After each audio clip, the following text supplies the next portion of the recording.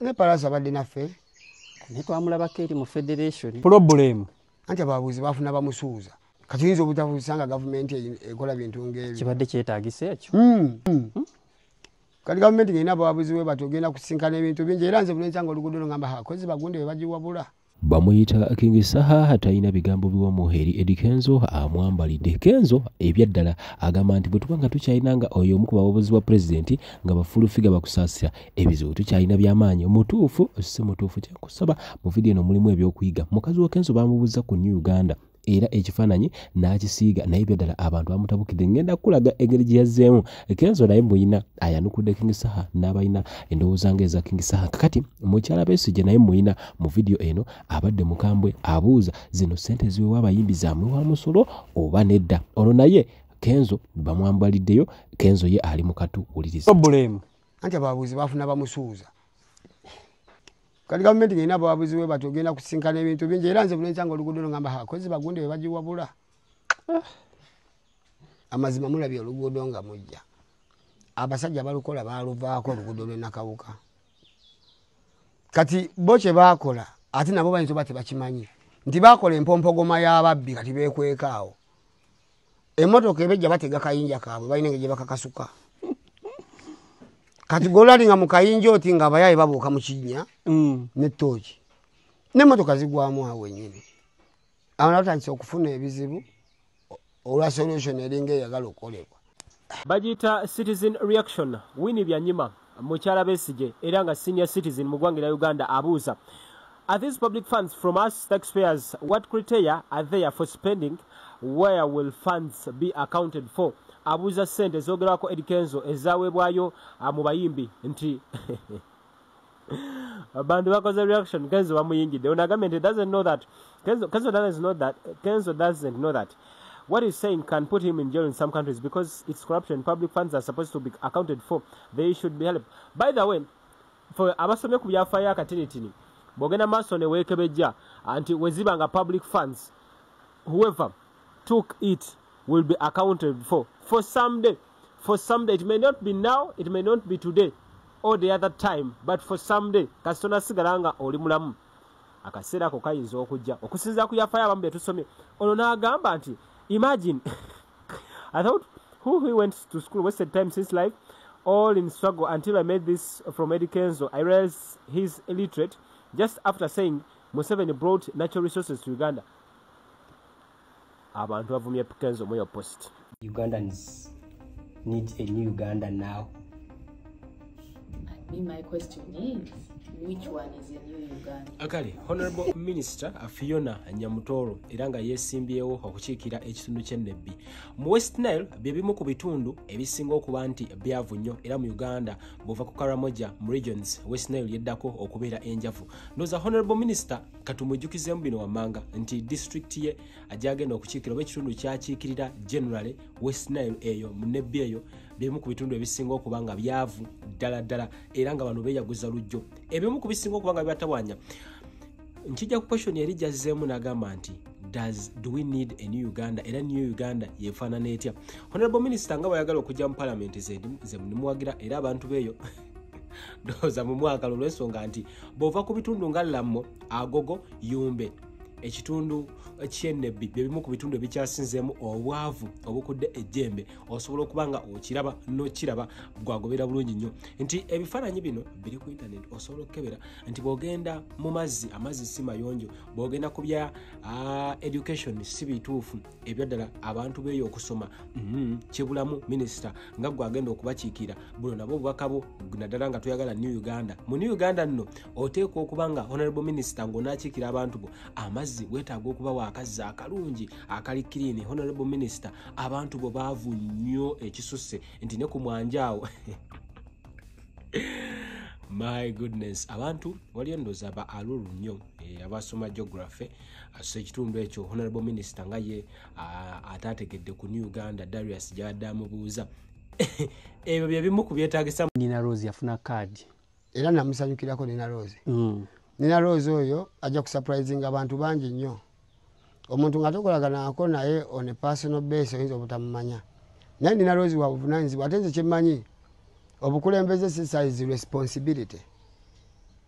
omusolo gogenda okozesa weeguli gwe gubanje yo ffe tukunushu bakale bagukumme bumi nga tulaba naffe tukubangizeeko ogenda mbango muyambako obanga omuyimbirako mu campaign mu campaign bambi mba nno mu supporting yako n'abantu bangi bengenda supporting yako bakyali bange awadde naffe palaso naye ndowooza kati guno mulundi yazze n'aba active fit era nkisanyukira n'abalala bangi abazze era nabo nga bali ku saidi yaffe ate n'abalala bangi tubasuubira bajja kujja ku sina mbeera naye bebe kulungi wadde naye nga bw'omanyi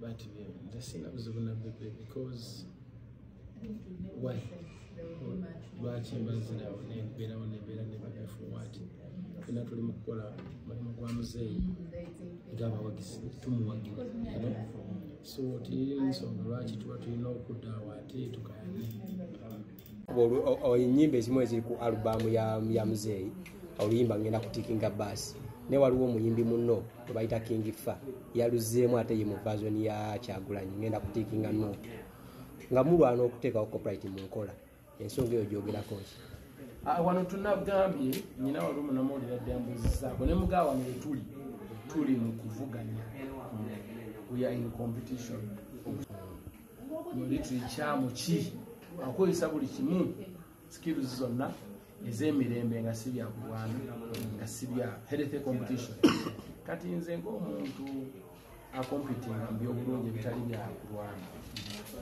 I believe nti bwemba omuntu mukubi empisi naye n'agiwulira n'agolowerera ku magezi gange agakozese naye abeeko watuuka yalaawo ekigende kati bwe kaba nga kagenda bayamba bakakozese then tulaba akalulu tunaawunzikira abantu bagenda kawa.